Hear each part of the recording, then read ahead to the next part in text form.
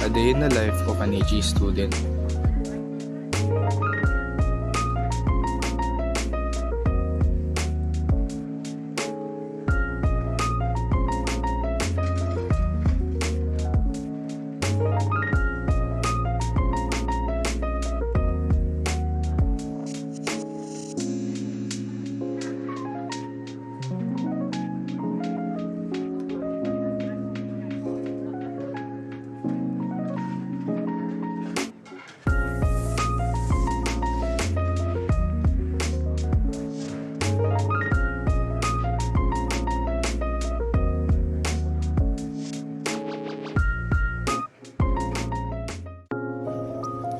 A Day in a Life as a grade 12 HE students.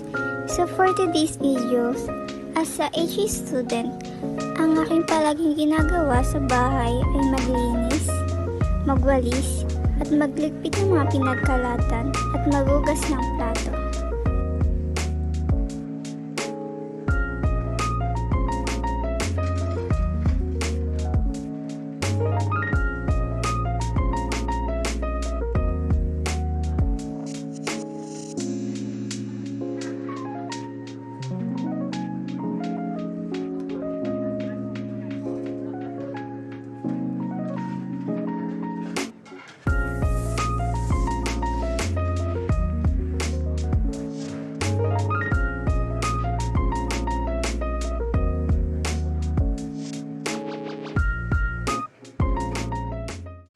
Hi vlog, welcome to my guys. So ngayon, student, meron din tayong assignment. Kaya, tara, samahan niyo ako mga opya. Ay gumawa pala ng assignment. Saglit lang to kaya huwag kayong lipat. So itong assignment ko guys, ipapasa nyo bukas. Kaya ngayon ko lang ginagawa. Mabilisan lang to.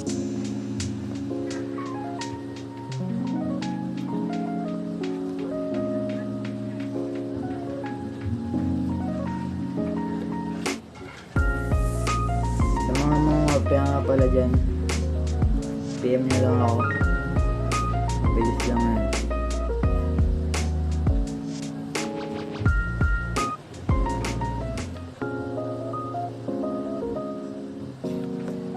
So, sasagutin ko lang to kasi binigyan lang tayo ng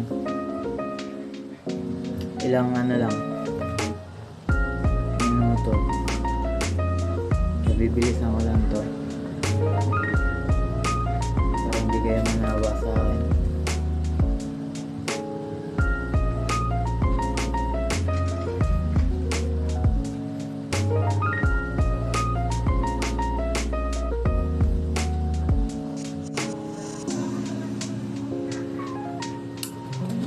Okay na to. Na tayo mga opya. Ay, gumawa ng assignment. Kakat ko na to. Kita-kits. A day in my life as a HE student. Get ready with me bago pumasok. Siyempre, first naligo muna ako, nagtawel ako. Siyempre, alam, papakita ko sa inyo sa CR. At siyempre, primer muna, te. Katapos ng lahat-lahat, siyempre, sunscreen naman para sa init, huy. At biniblend ko na nga po pala yung nilagay kong sunscreen sa mukha ko, sa leget sa mukha.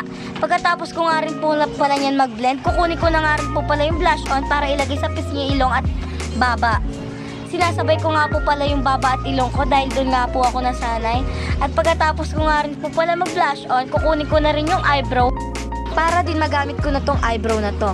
At kahit meron nga ako, syempre gagamitin ko pa rin to. At dahil sanay nga ako pumasok na may kilay, at dahil di ako sanay pumasok ng walang kilay, syempre, kakapalan ko pa to. At biniblender ko na nga pala to ng pangkilay ko. At pagkatapos ko mag-blend ng kilay ko, hahanapin ko naman yung eyes curler ko. At ina-eyes curler ko na nga pala to, ingat-ingat lang, baka maipit yung mata ko. So guys, naglalagay pa ako dyan ng mascara. Kailangan din mag-ingat-ingat dyan. Kaya dyan din ako talaga natatagalan. Baba taas. Kailangan din ingatan. Baka pumasok sa loob yung ink na itim. At pagkatapos, naglagay din ako ng eyeshadow sa aking mata para din sa pagkadagdag ng fresh sa mukha ko bago pumasok. At bago yon at pagkatapos nun, naglagay din ako ng pulbo at ginamitan ko ng brush para hindi rin dumikit yung pawis ko sa kamay. Ayan, pagkatapos naglagay din ako ng naglagay din ako ng lipstick at pinatungan ko rin siya ng lips. Ano ba to? Matte lip tint. Tapos dinagdagan ko rin siya ng lip tint by G21. Oh, branded syempre kailangan ko nga rin i-blend-blend na maayos yan at i-roll-roll ng maayos din yan sa labi ko. At pagkatapos nun, kinuha ko na nga rin pala yung pantalon at t-shirt nga lang din po na gagamitin ko papunta sa school. At pagkatapos nun, inayos ko na nga rin po pala yung mga gagamitin ko notebook papunta sa school. Inayos ko na nga rin pala sa bag. At ayan, tinagal ko na nga po pala yung yung towel ko sa ulo ko at inayos ko na nga rin pala yung ID ko dyan sa kwelyo. Kwelyo ba yan? Yan, basta sa t-shirt. At nagsuklay na rin ako. Yan, hindi na basa. Magic yan. At ayan, pagkatapos yan, nagsuklay na nga rin muna ako. Pagkatapos ko nga po pala magsuklay, inayos ko na rin yung buhok ko para ipulupot na rin at itali para hindi rin ako mainita sa school. At pagkatapos ko ipulupot, syempre tatalian ko na rin yan. At pagkatapos ko magtali, inayos ko na nga rin pala yung bag ko. Pagkatapos nga kumuha rin ako ng gel para ilagay din sa buhok ko dahil marami nga akong baby hair na nakatayo. Ayan, kung makikita nyo. Pagkatapos ko nga maglagay ng gel sa ulo ko, kinuha ko na rin yung sapatos at medyas ko. Yan, sinusuot ko na nga po pala yung sapatos ko at sisintasin ko na nga rin po pala yan. Pagkatapos nga ng isa, sinuot ko na rin po yung isa. Pagkatapos ko nga suotin, sinintas-sintas ko na rin po ng dahan-dahan. Kinuha ko na nga rin po pala yung lotion para din ipahid sa mga kamay ko para din hindi ako mainitan. Pagkatapos nga ng lahat-lahat, umakit na rin ako para lumabas na at pagpasensyahan nyo nga yung lugar namin dahil squatter nga ito. At paglabas ko, may mga nagsusugal pa nga dito. Ay umakit na nga ako papunta sa court. At syara, nandito na kami sa school. Dahil sa sobrang boring nga, naisipan ko magsulat-sulat lang muna dahil wala pa naman teacher dito.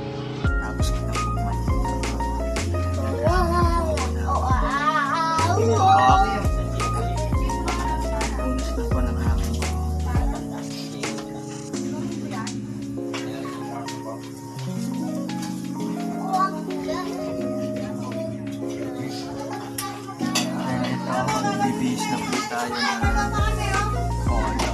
Ayos na po tayo ng polo.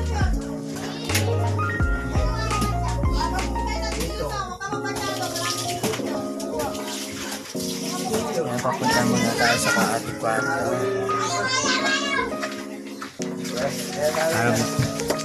Punta na po tayo sa ating kwarto para mag-bibis na ang ating uniform.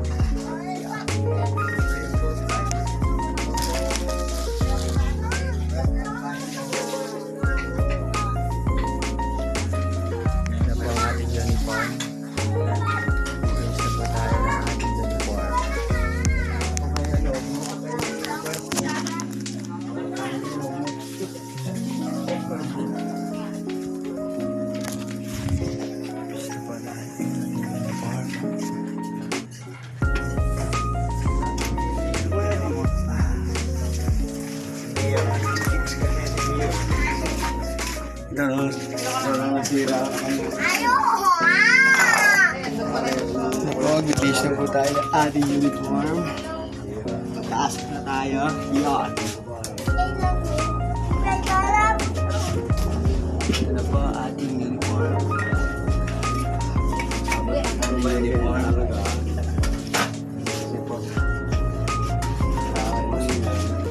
Bibigyan ka, hindi loan mo, saka Hindi niya ba? ikaw lang. Ikaw!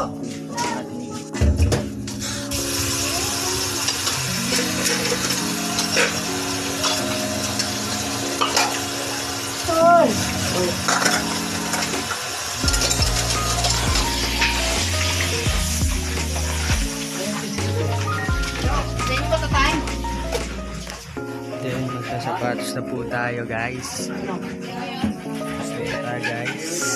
Tapos, yan po ang ating ito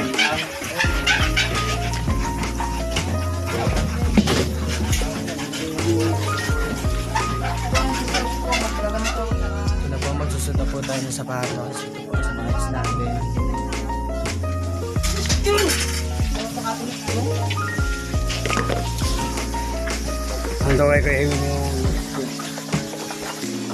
Get ready with me as an HE student na ganda-gandahan lang ang ambag.